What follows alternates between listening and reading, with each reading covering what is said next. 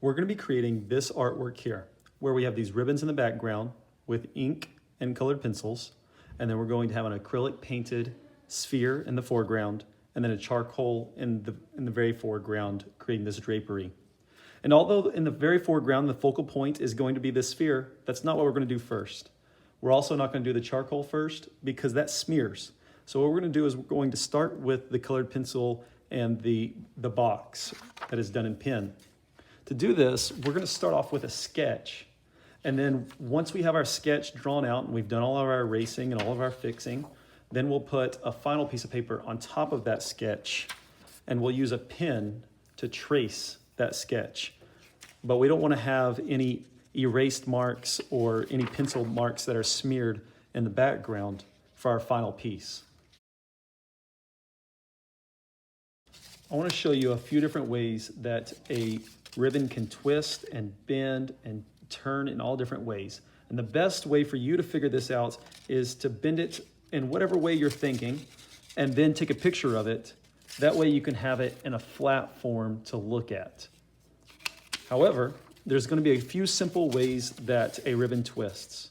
Just like this, where it comes to a pinch in the middle. We have a highlight on one side and then a shadow on the other side.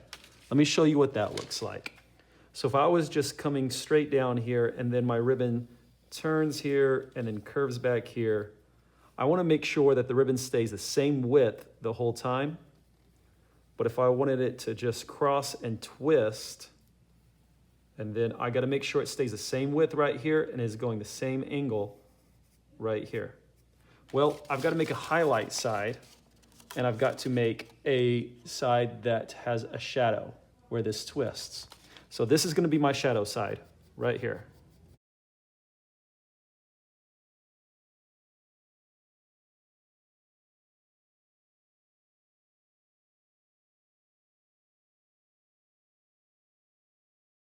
The next way is when it completely turns around like this and then keeps going. The best way to do this is to use 3 pencils, one of them going the wrong way, and then we'll just hold it like this. And if my ribbon was moving down and it was just twirling like this, and then it decided to come around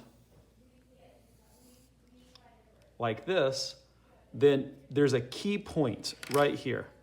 If I zoom in, right here, this is going to make a straight line. And then right here, it's going to make a straight line. Then I've got to decide which is the top and which is the bottom. And then I'll erase these lines that are in between.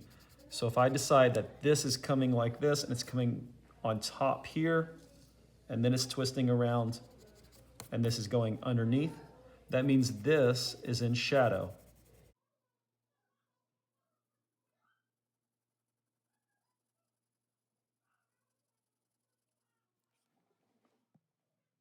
Now that I have this part in shadow, I need to erase this little part here. This stays straight, and then this is underneath and in shadow now too.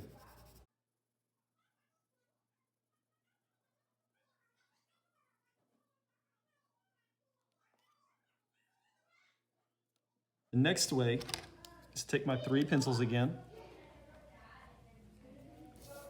and if they were kind of straight up and down like this, if I were to pull them like this, I can do a similar move where I create a straight line here, and a straight line here, and a straight line here.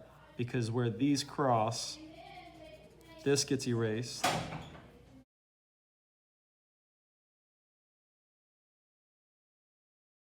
The underneath side will be in shadow.